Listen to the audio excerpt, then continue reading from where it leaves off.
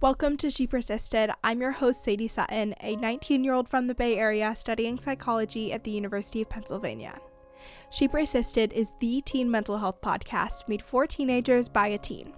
In each episode, I'll bring you authentic, accessible, and relatable conversations about every aspect of mental wellness. You can expect evidence-based teen-approved resources, coping skills, including lots of DBT, insights, and education in each piece of content you consume. She Persisted offers you a safe space to feel validated and understood in your struggle, while encouraging you to take ownership of your journey and build your life worth living. So let's dive in. Hello, and welcome to She Persisted.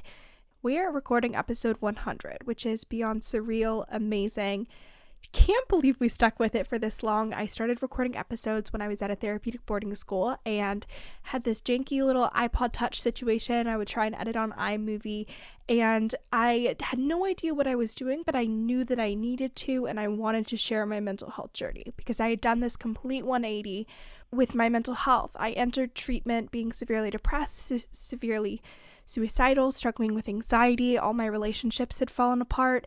I was using things like self-harm to cope with the emotions I was feeling, and I was really struggling in every aspect of my life. And at the point that I started She Persisted, I had taken ownership of my mental health. I had learned how to cope with emotions as they arose and not let them completely rule and derail aspects of my life. I'd built healthy relationships. I was able to ask for help when I needed it, and I was no longer depressed. I was no longer anxious, and what everyone promised me would happen, which is that I would feel better, that I would recover, that things would change, that had happened, which a year and a half prior, I did not even remotely believe was possible. So I knew I wanted to tell my story, knew that I needed to share that mental health recovery was possible as a teen, and I wanted to share that with teenagers because during my mental health journey, when I was in treatment, there were so many clinicians and adults and doctors and individuals that told me that things would get better, but it's hard to connect with that. I was like, yeah, you're an adult, like you have so much control and autonomy over your life. Like I am just a teenager. I feel so helpless and alone, and like nothing will change. And so I wanted to let other teenagers know from a teenager that recovery was possible and very achievable, and exactly how I got to that point, because I was so lucky to be surrounded by so many amazing resources. I went to the #1 mental hospital in the United States, McLean Hospital, and got to work with the clinicians at their DBT program for 14 weeks and be completely immersed in that and learn everything there was to learn. And then spending another 14 months maintaining that progress at a therapeutic boarding school. So I was very aware that those resources aren't readily accessible and in a lot of cases aren't needed. Like not everyone has to leave home for a year and a half to become mentally stable. And so these skills that changed my life, that saved my life, I knew that they could just as effectively help other teens struggling at home with their mental health. And so I wanted to share that with the podcast. So with that brief recap of the last 3 years in my treatment journey, I wanted to let you know the plan for today, which is to take you through the top 10 takeaways, insights, and tips that I have had from my own mental health journey and from recording over 100 episodes of She Persisted. So before we dive into those, there's a giveaway for 100 episodes. I want to say a huge thank you to everyone who has ever downloaded or supported the podcast or listened or been open to helping me get better at sharing my mental health story. So if you want to win some amazing products from mental health conscious companies, including candles and 5-minute journals and some amazing merchandise from Truth and books from past authors that have been on the podcast, head to the link in the show notes. You can enter on Instagram. All you have to do is send me a screenshot that you have left a review for the podcast, and for bonus entries, you can follow the brands on Instagram, and I will be announcing the giveaway winner on June 1st. So, with that out of the way, my 10 tips, takeaways, and insights gained from 100 episodes. So the first one that I want to dive into is differentiating between being in a damage control state of mental health versus maintenance phase. I feel like a lot of what I share on the podcast are tips for maintenance phase. So when you are no longer actively in crisis mode, when you are not engaging in coping skills that are actively making your life worse, when you're still dealing with challenges, but your ability to navigate them doesn't set you further back on your mental health journey, if that makes sense. So when I was really struggling with depression and anxiety, when I would have an overwhelming conflict or an emotion arise, I would have extreme fallout in my relationships, I would engage in coping mechanisms like self-harm, I would become suicidal, I would go into inpatient or outpatient treatment, which meant that I was less autonomous in my ability to take ownership and cope with my mental health. So I was really in a state of damage control, in that when I was focused on improving my mental health, the goal was just to kind of stay where I was at and not make things worse when I was coping with challenges that arose. So I think it's really important to note where you are within your mental health journey, because if you are trying to maintain progress that you've made, but you're still in damage control area, you don't want to stay stagnant and consistent with suicidal ideation and self-harm and unhealthy relationships. Like, you want to move away from that and get to a point where you're living your life worth living and you are maintaining that progress. And this is really similar to the stages of treatment in dialectical behavioral therapy, where at stage 1, you're just kind of stabilizing behavior. So you are identifying problem behaviors, life-threatening behaviors, and anything that's interfering with therapy. And then stage 2, you are reducing trauma-related symptoms and processing through that trauma. Stage 3 is living life. You are trusting yourself and you are reaching your individual goals. Maybe that's being more present, feeling less anxious, having healthier relationships.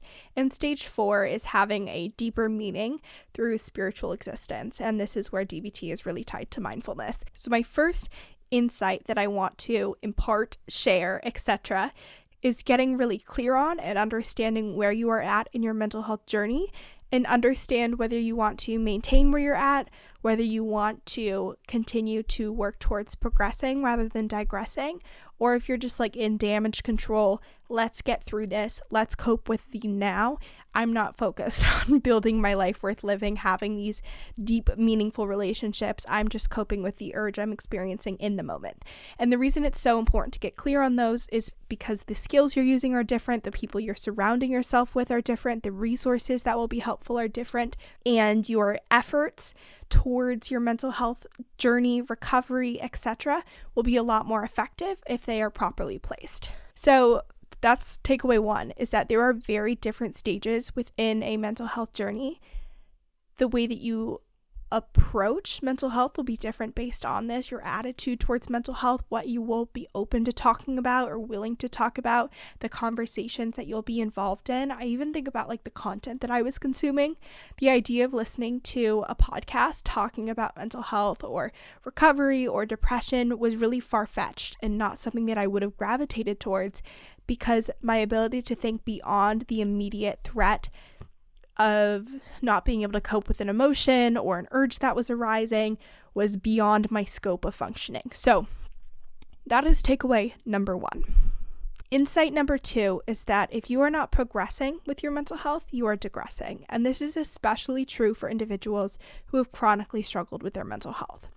If you have a history of maladaptive coping mechanisms, unhealthy belief systems, toxic relationships, and that pattern has been built over time, your default that you will revert to if you're not being intentional is those unhealthy patterns, relationships, beliefs. So especially at the beginning, as you begin investing in your mental health, it is crucial to be consistently intentional, because when you do go on autopilot, it's not going to lead you in the positive upwards direction. You are going to go back to what has been safe and comfortable and allowed you to survive up until this point. When this idea was brought up to me, I was in a therapy session at the therapeutic boarding school that I attended, and I was really in this stagnant point of my treatment journey.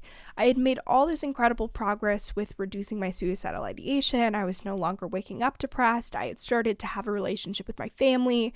I was coping more effectively, but I had these really negative belief systems. I didn't have very healthy, loving, fulfilling relationships at that point. And so while I was not actively making my life worse as I was coping with things, I wasn't living my life worth living? And it was a really uncomfortable limbo to be in. And so when this idea was brought up to me that if you're not progressing, you're digressing, I didn't really like that because I knew that I wasn't actively progressing. So as I will touch on with one of my later insights, nothing is permanent. Things are constantly shifting, changing. No emotion will last forever. No urge will last forever. No relationship will be in a consistent point for eternity. You get the point. This means that we are never just at a constant point with our mental health. We are either improving, we are getting better with our ability to cope, to improve our inner monologues, to have healthy relationships, or we are going in the opposite direction and we're talking down to ourselves. We're engaging in relationships that don't allow us to feel validated and seen and supported, or we are coping ineffectively, or we are avoiding emotions which make them come up as more overwhelming and intense. So the example that I would like to share within my own life is the podcast. Because of She Persisted, I am having these incredibly profound and meaningful discussions relating to mental health on an almost weekly basis. It's kind of like therapy, but I am constantly learning new things about mental health and wellness and re-understanding what my life worth living looks like. It's allowed me to be constantly learning and growing rather than getting complacent and reverting to digression within my mental health. And this is something that you can implement in your life too. Be critical about the content you're consuming, what podcasts you're listening to, what TV shows you're watching, what books you're reading, what classes you're taking, which relationships you're involved in. And having these external sources of progression allow you to not constantly be like, what am I doing for my mental health right now?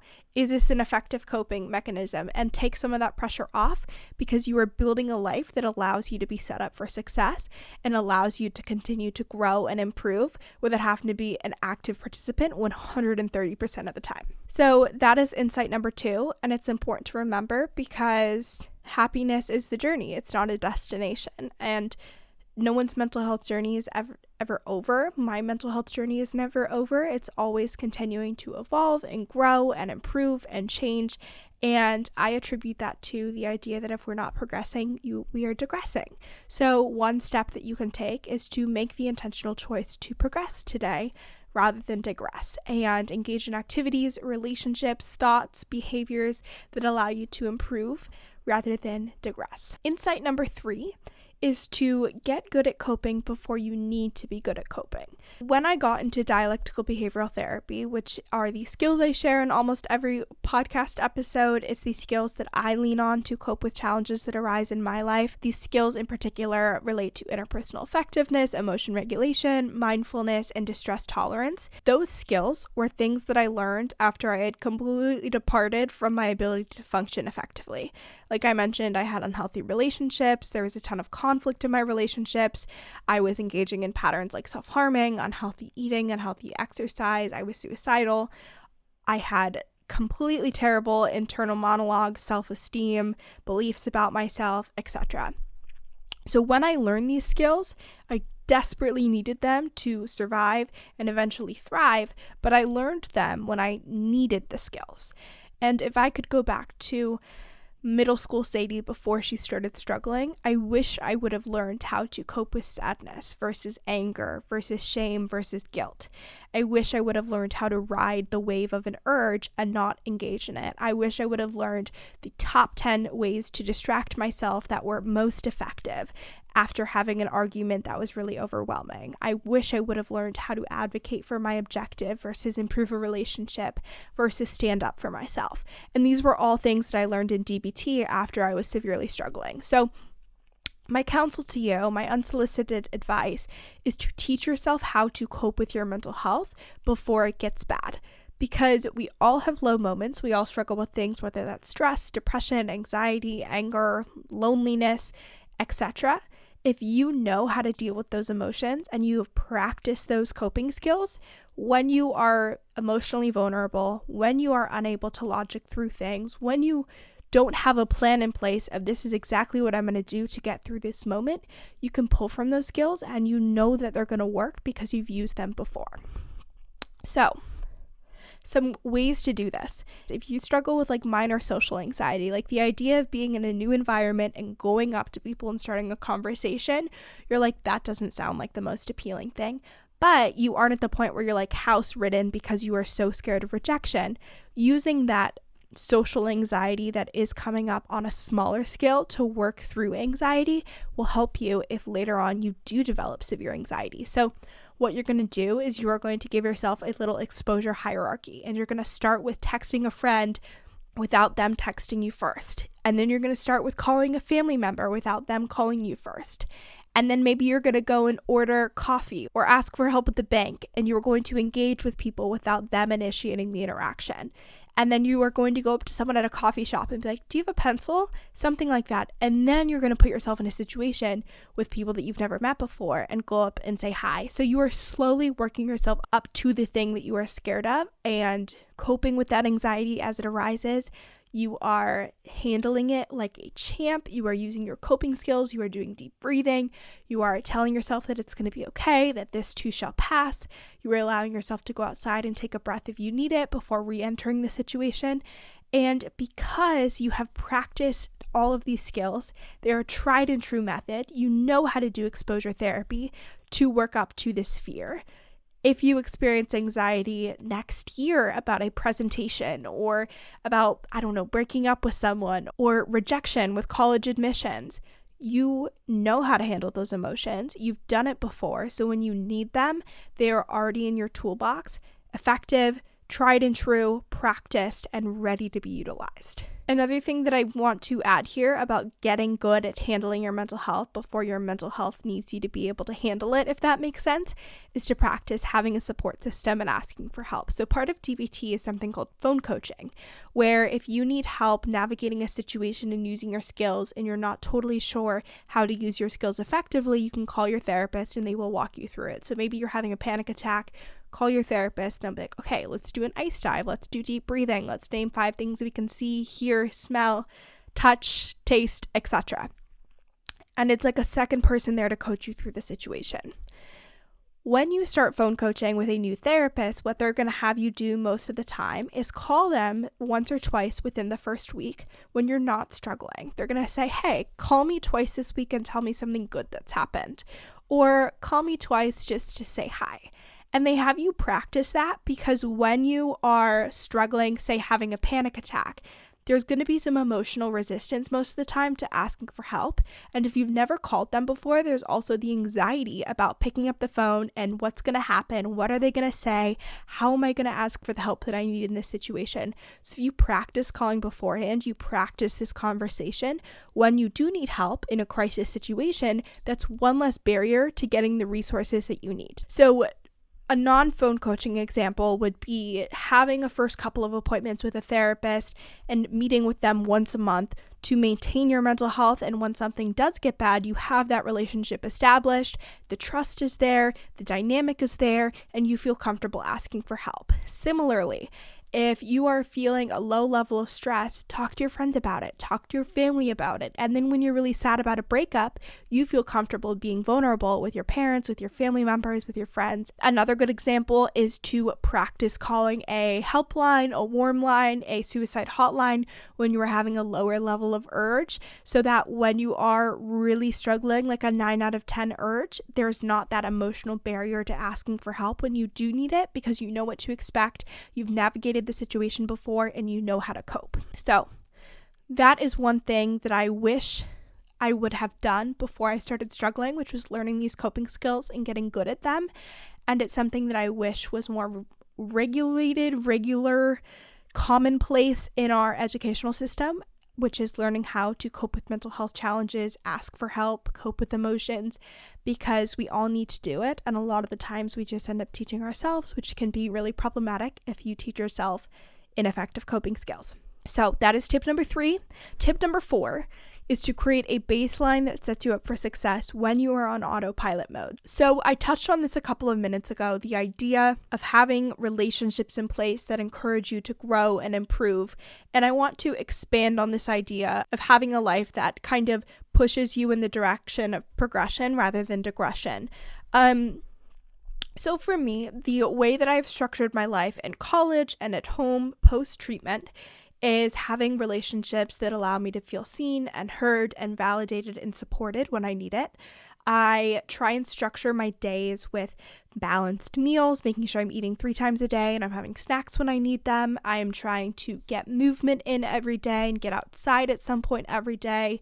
I have little things throughout my day that bring me a lot of joy. So whether that's my cup of coffee in the morning, reading at some point like before bed, seeing friends, following creators on Instagram and TikTok that make me laugh and smile, at home seeing my dogs. So little moments of joy that are incorporated into my routine and daily habits that are good for my mental health. So when I'm having a really busy week, when there's a lot on my plate, there's all of these things that are adding to my emotional persistence, my emotional resilience that allow me to stay mentally stable and effective even when my environment is a little bit more stressful. So to kind of give you an example of the opposite, when I was struggling with depression and anxiety, my daily routine would be not really getting out of bed. I wasn't really engaging in any therapeutic relationship where I was getting support. Like I shut down in sessions. I wouldn't be transparent about what I was struggling with. I wouldn't ask for help. I wasn't learning new coping skills at school. I really isolated myself. I wasn't really learning anything, and if I was learning something, I was on the other end of the extreme and kind of over-investing to distract myself from emotions that came up. I wasn't exercising, my sleep was terrible, I wasn't eating balanced, so all of these things were making my mental health worse, and so my baseline just kind of brought down my level of functioning without any external stress. And then when I did have external stress, whether that was conflict or bad news or a day where I was feeling more depressed, the baseline didn't help at all. It made things a lot worse. And there weren't coping skills built into my routine that allowed me to weather the storm and cope through the emotion. It just made everything worse. So tip number 4, have a baseline routine life that is structured to help your emotional resilience, to help keep your mental health stable and on track, so that when you go into autopilot mode, you're not making things worse for yourself and you are continuing to cope without even realizing it. This week's episode is brought to you by teen counseling. If you are not familiar with teen counseling, it is BetterHelp's branch of therapy specifically for teenagers. So they have 14,000 licensed counselors within their network. And what you do is you go to teencounseling.com/shepersisted. You fill out a quick form that talks about what you're hoping to work on in therapy. So maybe that is stress, routine, schedule, relationships, depression, anxiety, etc. They then match you with a therapist that specializes in that area, and you start meeting via talk, text, and video count. So many of these insights I was able to have through my journey in therapy. I still go to therapy weekly. It's one of the ways that I maintain and continue to progress rather than digress. So it's been a huge part of my treatment journey.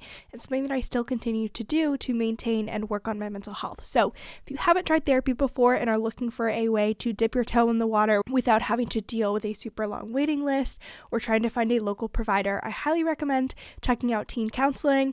Again, you can go to teencounseling.com/shepersisted to find a therapist today. Number 5, help yourself before helping someone else. If you've ever been in therapy, you've probably heard this example, and they're like, you know, when you're on the airplane and they tell parents to put on their oxygen mask before putting on the kid's oxygen mask. The reason they do that is because if the kid gets an oxygen mask on, but then the parent passes out, the kid is left alone. Yeah, they can breathe, but they can't get off the plane. They can't navigate the crisis situation. So now there's 2 people that are helpless and out of control and not able to navigate the situation.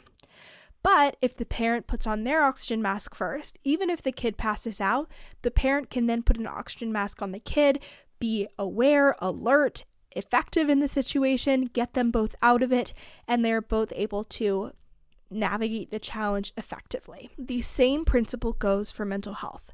If you are not taking care of your own mental health, if you try and support someone else, you end up with 2 people that are struggling emotionally, feeling burnt out, feeling overwhelmed, feeling ineffective. And I have experienced this to the max. When I was really struggling with depression and anxiety, I almost went into like a treatment coordinator mode, is what I would describe it as. And I kind of took all of these other suicidal teenagers under my wings. We had this group of friends that were all equally struggling and would rely on each other intensively for support. And all it did was make everyone more suicidal, more depressed, more overwhelmed, and more hopeless.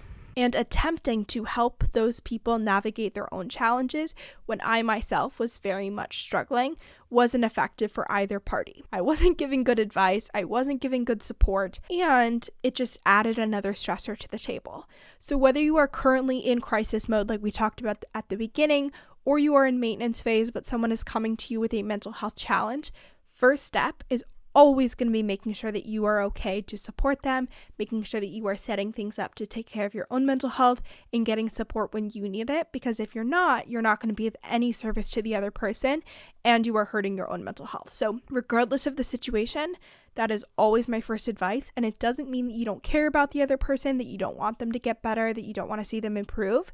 It means that you do want the best for them, and you know that you can support them to your fullest ability if your mental health is also on track and you are taking care of yourself first. So that's tip number 5. Tip number 6, mental health is health. Do we need to even elaborate here? Just like your physical health struggles, your mental health struggles as well. If you're not paying attention to it, investing in it, exercising, eating right, getting outside, etc., your physical health will struggle. Same thing if you are not having healthy relationships, coping effectively, feeling emotions rather than avoiding them, etc. It's the same principle there. It's called mental health for a reason. It is part of your health.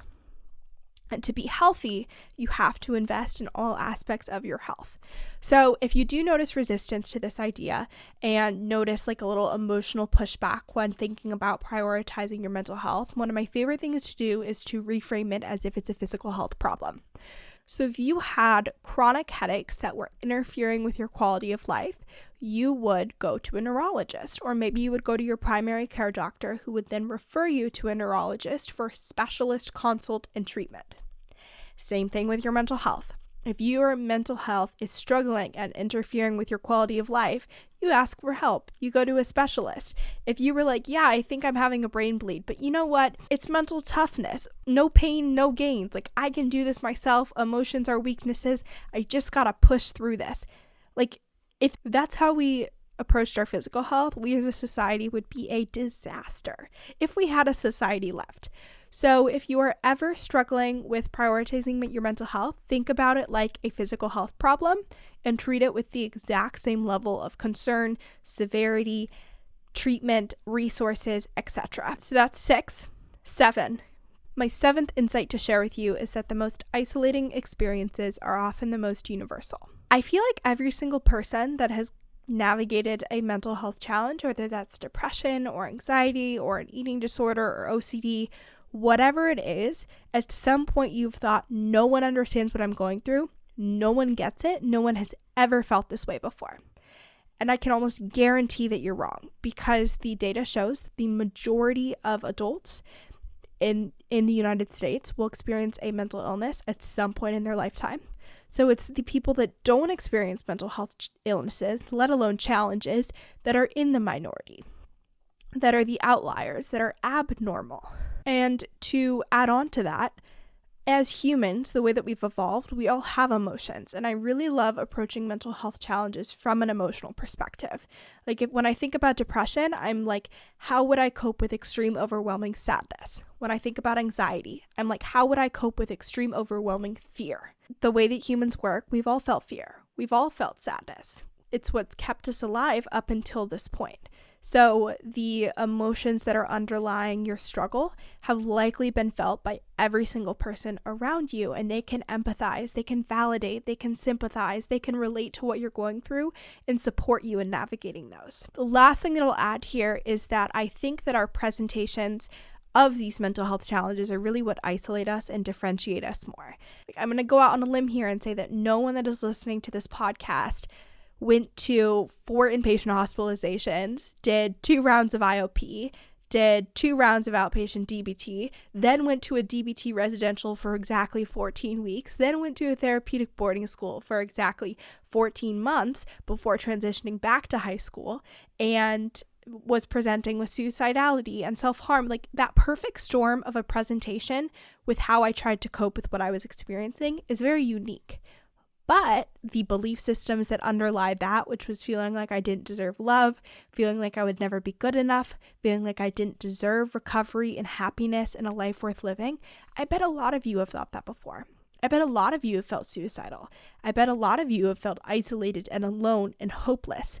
And it doesn't matter that you can't relate to the 14 weeks and 14 months in treatment, because that wouldn't even help me. It wouldn't be that validating. What is validating and helpful and supportive is hearing that someone else has also struggled with really dark, scary thoughts, and that they have also felt really overwhelming, isolating emotions.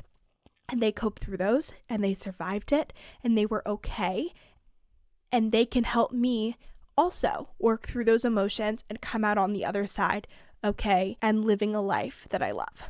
So, reminder that while presentations can be really different, the underlying emotions and belief systems are probably very similar. So if you are ever asking for help, if you are ever trying to support someone else that's struggling, lean on those emotions, lean on those beliefs, lean on those internal thoughts. That's what will be most validating and supportive and allow you to validate, empathize, and help the other person. Number 8, right in line, perfect segue. My takeaway from my treatment journey is that the hardest part of the entire experience was asking for help. And I'm sure that sounds a little crazy, because that was really towards the beginning of my journey. When I think about when I asked for help and admitted that I wasn't okay and needed support, I was in 8th grade.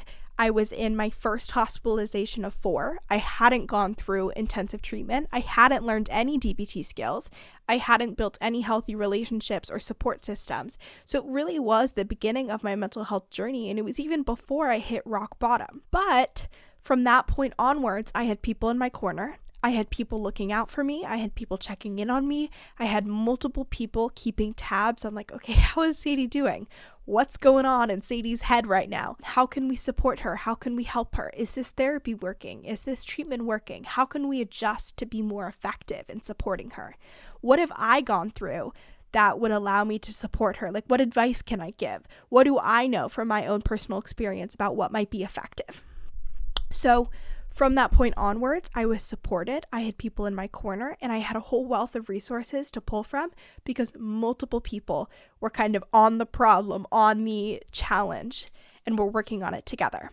So from there, it was downhill. I wasn't alone. I was no longer battling this thing by myself. I had a whole team. But what asking for help meant was that I was admitting that I wasn't okay. It meant that I was no longer going to be able to avoid my mental health. Up until that point, if I had a bad day, I could compartmentalize, I could put it in the back of my mind, and I could pretend it wasn't there. When you ask for help and when you tell people that you're not okay, you can no longer trick yourself into thinking that this is normal and this is okay and that you don't need support, because other people are aware of it and they won't forget that you're struggling. So I don't know if that makes sense. I might not have said that very effectively, but the point is that you can no longer pretend that you're not struggling. You can no longer avoid it, because people are aware of it and they want to help you.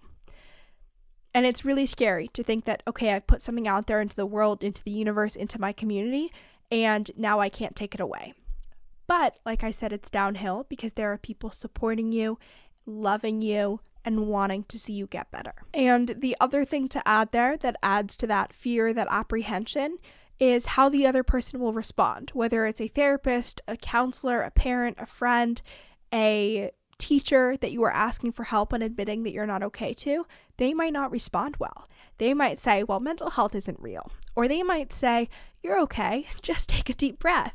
They might say, it's just a rough patch, tomorrow will be better, which probably isn't what you want to hear. So there's that vulnerability of, how will this person respond? Will they be able to help me? Will they want to help me? And if you do get one of those bad responses the first time, I urge you to try again. And you've done a little bit of exposure. It's going to be easier the second time to ask for help. And I am so sorry that that person did not respond effectively or well to you asking for help. And there are so many people out there that do want to see you get better. So ask someone else, advocate again, and you will find the support you're looking for. Number 9, relapse can be a part of recovery, but it doesn't have to be. It's not always the case. I remember when I was really early on in my treatment journey, when I was no longer suicidal, I was no longer depressed, I was almost scared that I would have this relapse and that I would go back to this point of struggle that was so painful and so overwhelming and felt so insurmountable. While many people do relapse, whether it's with substance use or depression, anxiety, unhealthy coping mechanisms, suicidality, self-harm, etc., not everyone does. After I stopped self-harming when I was in outpatient treatment at home, I didn't self-harm again. After I stopped feeling suicidal at McLean Hospital, I didn't feel suicidal again. And I'm not saying like one day I was severely suicidal and the next day I never was again, but I started to slowly decrease in the intensity of my thoughts, my urges, my emotions, and they never went back up again. So if you have just pulled yourself out of your rock bottom and you are so scared that you will go back there and that's something that's out of your control and you're like, well, it's just part of the process. It's part of recovery. I just got to get through this again, this crazy hard thing that almost broke me. You have learned all these skills that will prevent you from getting back to that rock bottom point. You've learned skills that prevent your emotions from becoming so overwhelming that you revert to those coping mechanisms. You've learned how to ask for help. You've learned how to utilize your resources. So you don't have to go back to that point that you are working so hard to move away from. My last tip that I'm going to leave you with is something that I heard on the podcast. If you go back to the interview that I did with Dr. Aguirre, I'll link it in today's show notes. Blaze was one of my clinicians at 3 East.